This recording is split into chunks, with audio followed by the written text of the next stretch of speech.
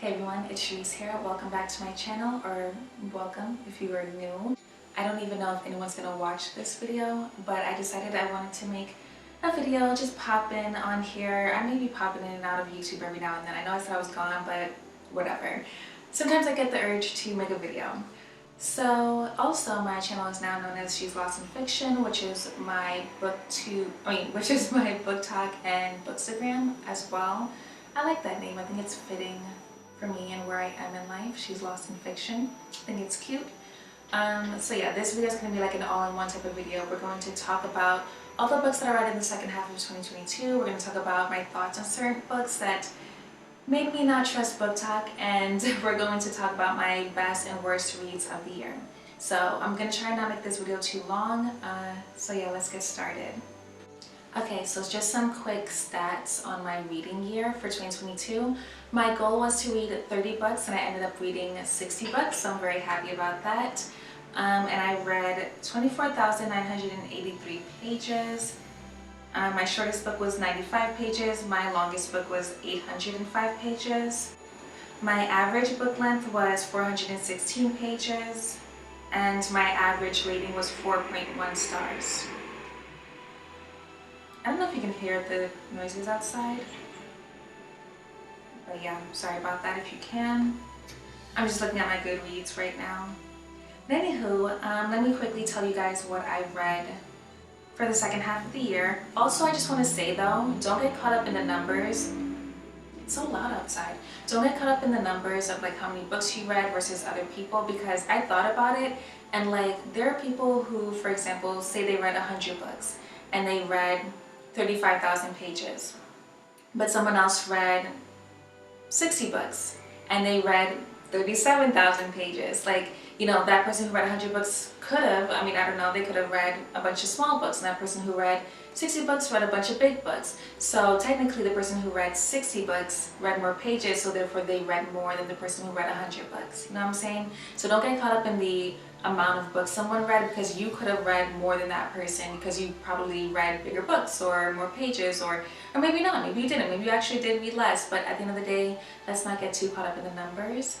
So yeah, like my goal for next year, well, for this new year, 2023, is probably going to be just 20 books. I know I'm going to surpass that, but that's just my goal, because I don't want to stress myself out or think about the numbers. I mean, granted, last year I didn't stress myself out. My goal was 30 books and I accidentally just read 60 books instead. So, you know, it happens. And it's hard within this book community not to pay attention to the numbers sometimes, but think of it this way: quality over quantity. And I feel like my 2022 reading was filled with a lot of quality. I wasn't focused on the quantity of the books. Granted, I did reach my goal very quickly, so I stopped caring about how many books I was reading, but I feel like I read some really great books last year.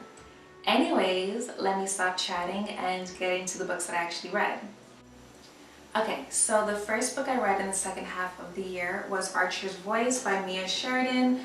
This is an adult romance book, and I gave this an average rating. It was fine. It reminded me of a Lifetime movie, and I don't mean that in a bad way. Usually I would mean that in a bad way. With this though, I feel like it's a compliment. I can see Lifetime picking up this book and turning it into a movie, and I only say it reminded me of Lifetime because the backstories for the two main characters were just so dramatic and so tragic. It was just like, what the heck? Like, y'all been through some stuff. So yeah, I feel like it would be a good Lifetime movie. I believe I gave this 3.5 stars, I think. Like, it was a good read, a good average read. Archer is a great book boyfriend type of character. Yeah. Next book was a reread. It was Excuse Me While I Ugly Cry by Julia Goffney. I love this book so much, and this reread made me realize, wait, is this the correct order?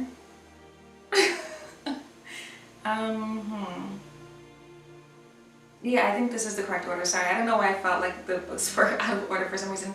They're not. Anyways, yes, Excuse Me While I Ugly Cry was such a great read, and this reread made me realize how much I love this book. Like, this is definitely my favorite YA book ever. Like, it's just so cute, and like, teenage me would have loved this book so much. Oh, it's a YA contemporary romance. It's a black romance, black contemporary book, black author. It's just everything I wanted and needed as a teenager. I love it so much. It's so, so cute. Okay, so next I read the Magnolia Park series. I mean, granted, I have the books that I'm talking about, but I mean, I don't have Archer's Voice. But most of the other books that I'm mentioning here, I do own them, but I just don't feel like getting them right now.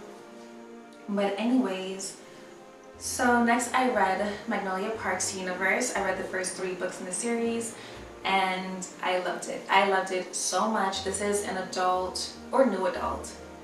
I think you can count it as either one, but it's a new adult / adult contemporary series. I wouldn't count it as a romance series because it's very toxic and it's like all over the place type of toxic romance.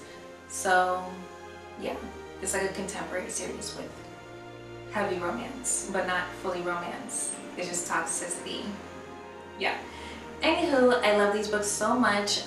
The books focus on 2 couples, Daisy and BJ, and they also focus on Daisy. Wait, what did I just say?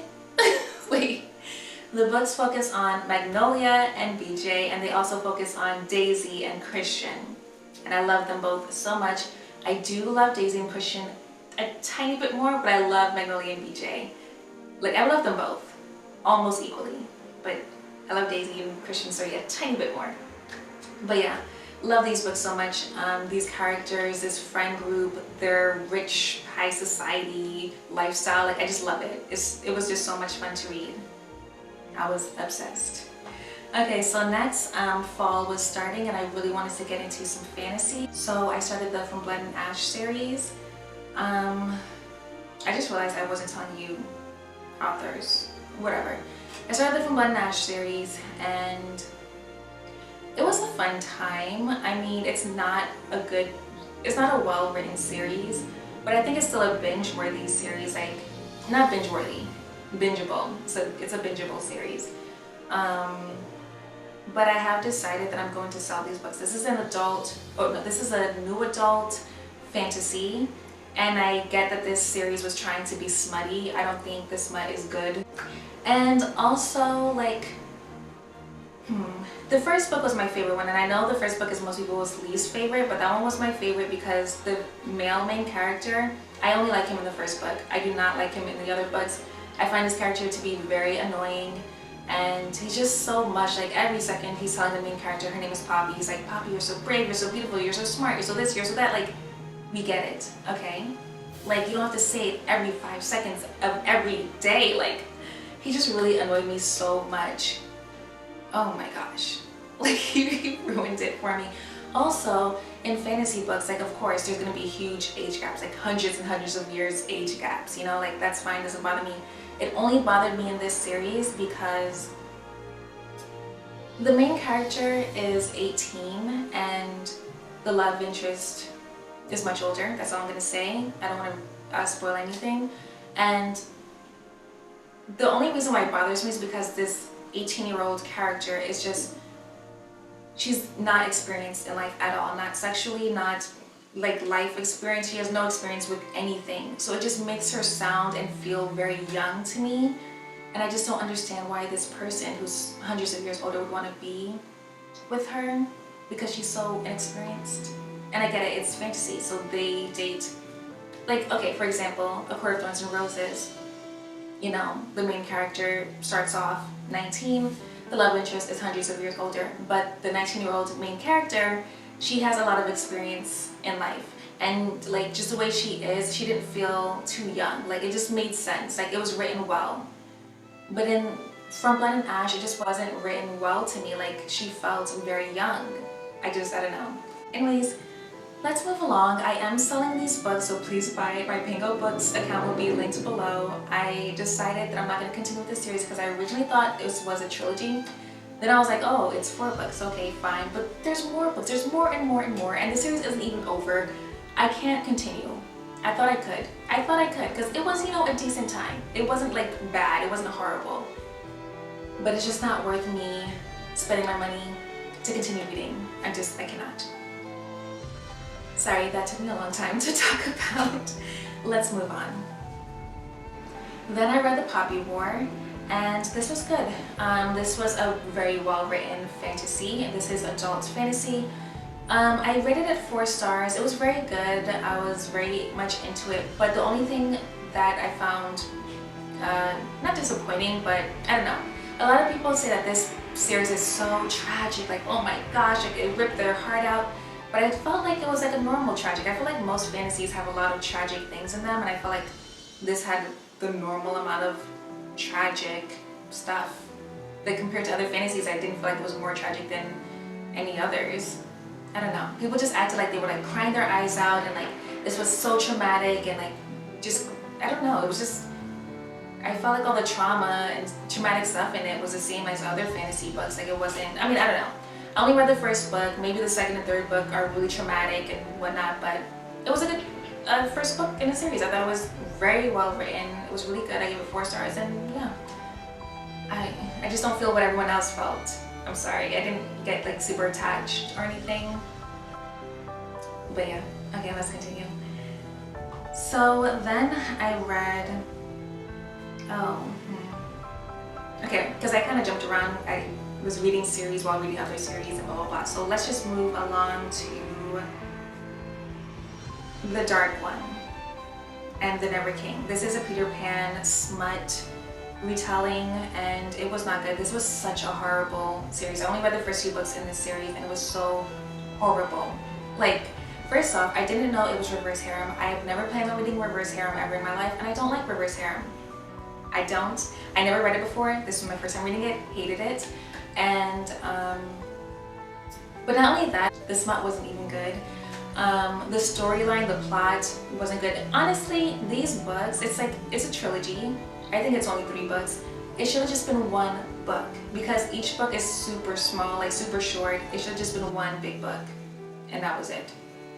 It just wasn't written well at all. Like, it had a lot of potential because I love the idea of it. Okay, so my camera cut off, so I'm not sure where I was, but yes, I loved the idea of it, and it had a lot of potential, but it just was not written well. Like, nothing about it was good in my opinion, and it should have just been 1 big book, not cut up into 3 different books just to make more money, you know, but whatever. Anyways, moving along.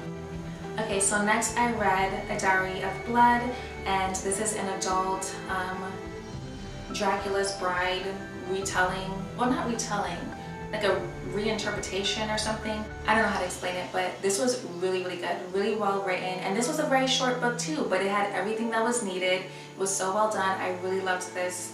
Yeah, I definitely want to reread this again soon. Next I read The Raven Boys series by Maggie Stiefvater, and this was so good. Like, this is a YA fantasy, and I just loved it. It's one of those like slow fantasies. Like, it's not too fantastical. It's like a very subtle amount, and I just loved it so much. I love these characters. The found family trope is just always my favorite. It's definitely a comfort series from now. I can't wait to reread it, but I loved it. Next I read A Love Letter to Whiskey by Candy Steiner. I think that's how you pronounce her last name. This book, okay, so I enjoyed this book. I give it 4 stars, but I won't be reading anything more from this author, only because I don't think that she knows how to write about race. Like, she even, like any race really, like I don't think she writes POC characters well, because I don't like when white authors or white people in general just talk about curly hair in the sense like it's messy, it's unruly, it's uncontrollable, it's wild. It's like, no, it's not. It's just curly. Just because it's not straight doesn't mean it's messy or unruly. Like, it's just curly. Like, I hated every mention of curly hair in this book. It was just that her hair was a mess or wild or blah blah blah, because the main characters half black, half white. But yeah, so that really annoyed me. And then I don't think this author knows how to write about race at all, because she calls a white girl light skin. Like, what? Like, that doesn't, no, that doesn't make any sense. Like, it just made me realize she just doesn't know how to talk about race. But then again, I don't know, maybe her writing has changed. Maybe she's learned how to write about race and features and stuff like that better. Who knows? But I won't be knowing. I'm not gonna read any more of her books. But I did enjoy this book though, overall. The original way this book was written, it was just the female main character's perspective, but she did an anniversary edition where she added the male perspective on things, and adding his perspective made the book so much better. Like, the original ending with just the female main character's main perspective would not have been enough. Like, it would have annoyed me, which it did annoy me, but adding the guy's perspective and his ending, it was perfect. Like, it made the book better. Also, the first half with her original writing, I just didn't like her writing style. It was quite amateur to me, and you can tell her writing got better once she added the second part. But yeah, I enjoyed the book, but I won't be continuing with this author. Then I finally decided to read Crescent City, and oh my gosh, I'm so happy that I finally did. It's adult fantasy, and oh my goodness, this is high fantasy, at least in my opinion, and I loved it so much. The first book was good, but the second book is what did it for me. The second book was so good, like got me hooked to these characters. I just loved it so much, and it made me, like, the way the second book ends, perfection. Best ending to a book I've ever read in my life. Like, if you know, you know. If you know, you know. But anywho, after reading that by Sarah J. Maas, I decided, okay, I'm gonna go back into my ACOTAR. You guys, at least I think most of you know that I love the A Court of Thorns and Roses series, and oh my goodness, it was so nice rereading that series. Like, it was just so comforting. Like, I love these characters so much. It was so nice to be back in that world. And then rereading A Court of Silver Flames just solidified my love for that one. Like, that book is my favorite fantasy book of all time. Like, yes, it's not big on plot, it's more about the characters and their development, and I just love it. It's just such a comforting fantasy book for me. I love Nesta, I love Cassian. I love this series so very much. It was so nice rereading it. And then the last book that I read was Carmilla, which is a vampire book, and it was really good. It was very short. I just wanted to throw in one more read for the end of the year so I can reach 60 books. And yeah, it was a very good last book to read for the end of the year.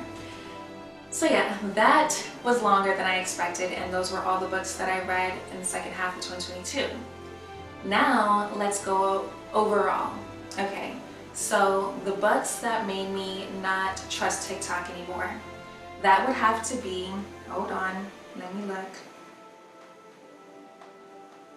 That would have to be the Billionaires, what's it called? Dreamland Billionaires series by Lauren Asher, The Fine Print and Terms and Conditions. That's another author that I don't think should write POC main characters. He just does not know what she's doing. I'm sorry. Also, her writing is so immature to me. I don't know. Didn't like it.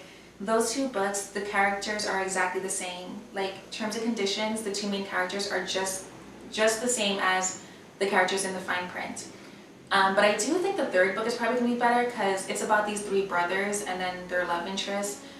But the third brother, he's like the only likable one. He's the only one who has a different personality, and I think his book is probably going to be good. I don't know if it's going to be great, but like, I think it's definitely going to be better than the first two.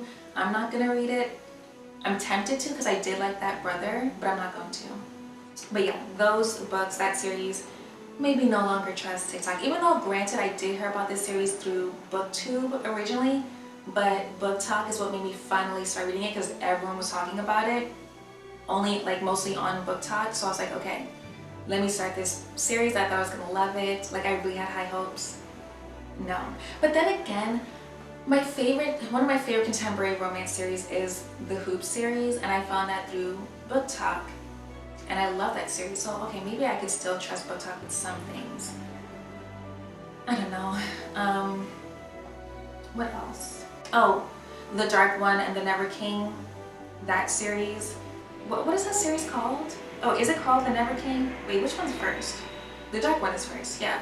I don't remember what that series is called, but that series definitely made me not trust smutty TikTok because I realized the smut girls, whatever, on TikTok, they read for the smut. They're not reading for the plot, which I respect. That's fine. But I like some plot in there, and I like some good characters in there. The smut is not enough. But also, the smut wasn't even good in these books, so I don't know why people like these books. It's beyond me. I think that's all as far as like TikTok stuff. I think I might have found the Devil's Night series from TikTok, but I like the Devil's Night series. I mean, the first book was not good, but I do like that series overall. Yeah. Okay, so my worst books of the year would have to be Believe Me by Todd Amafi. One second. Legendborn by Tracy Dion. I'm sorry, I know people really love that book, but I feel like that's just a book mostly written for a white audience. I'm sorry. If you want to know like my in-depth feelings on that book, you can check out the other video I made for the books that I read for the first half of the year, or you can check out my Bookstagram, like I have it in my highlights. You can check that. I love that people love that book. I didn't like it at all, and it was quite boring. Oh, and as far as Believe Me by Tahada Mafi, that book just was a hot mess in my opinion. I mean, it wasn't horrible, but I just don't think it needed to be written. What else? Every Summer After by Carly Fortune. Okay, this book is not horrible. It's a fine book. Like, it's enjoyable. I just put on my worst list only because I feel like she copied Christina Lauren's book called Love in Other Words. So that's the only reason why I put it on my worst list. Okay, it's not a bad book. I gave it 4 stars. It was pretty good, but I just really feel like she copied those authors. Did I already say The Dark One and the Never King? Those were also definitely my worst books. Probably the worst books I've ever read in my life. And then my best books of the year would have to be The Invisible Life of Addie LaRue, which is adult fantasy. I would count this as a low fantasy. I love this book so much. Read it right when I needed to read it. It was just perfection. I also love, this is in random order by the way, the Cruel Prince series, which is a YA fantasy series. I loved that series so much. I don't know why it took me so many years to finally read it. I loved it, and I read it really fast because I just was having such a good time. The Spanish Love Deception by Elena Armas. This is adult romance. This was just a really cute, fun read for me. It was a rom-com. I don't read that many rom-coms. I just really enjoyed this. It was so cute. Also, the Devil's Night series. The first book I didn't even read because I thought it was quite bad, but it was intriguing. I don't know why. This series really isn't that great. It's not the best written series, but I just had a really fun time. And I think this was my first time reading a smutty series, so I just had a really fun time. Okay, Nightfall, which is the biggest book in the series, and it's not the last book. I mean, it's technically the last book. There is a novella afterwards. So this is like the last big book of the series. That one's my favorite. I love those 2 main characters in that one. This is an adult romance, like dark romance that follows different couples each book, but they're all friends and all the books intertwine. Like, you have to read the books in order. I had a very, very fun time reading this. I kind of became obsessed. Like, I don't know, I had a really fun time. Then Love in Other Words by Christina Lauren, which is an adult romance. Such a cute book. I really enjoyed that. Zenny by Rebecca Weatherspoon. That's a rom-com, and this is a rom-com that actually has good smut, I'd say. This is adult romance. Thought it was really good. Real by Kennedy Ryan, and the entire Hoop series by Kennedy Ryan, but more specifically Real by Kennedy Ryan, yes, and then from the Hoop series, Long Shot by Kennedy Ryan. That book is now my favorite contemporary romance book of all time. Like, it was so good. Those 2 main characters, August and Iris, are my favorite couple ever. Well, for contemporary. Like, this book is so well done. It's so good. I just wish more people read her books because just amazing. And I really hope that she only writes black romances from now on. I don't fault her for writing like white romances because I get it, gotta get your money, get that check, but I really hope she just continues to write only black romances from now on. She is a black author, just so you know. But yeah. Like, her romances are very healthy. The characters go through a lot, like they have their own personal traumas, but the romances are just, wow. These main characters, like these women, they do a lot of healing, and I just found it to be so beautiful, so well done. Also, excuse me, While I Ugly Cry, even though that was a reread. Also, Magnolia Park's Universe books. Loved those books so much. I became obsessed. What else? The Raven Boys. The Raven Cycle series, A Diary of Blood, Crescent City.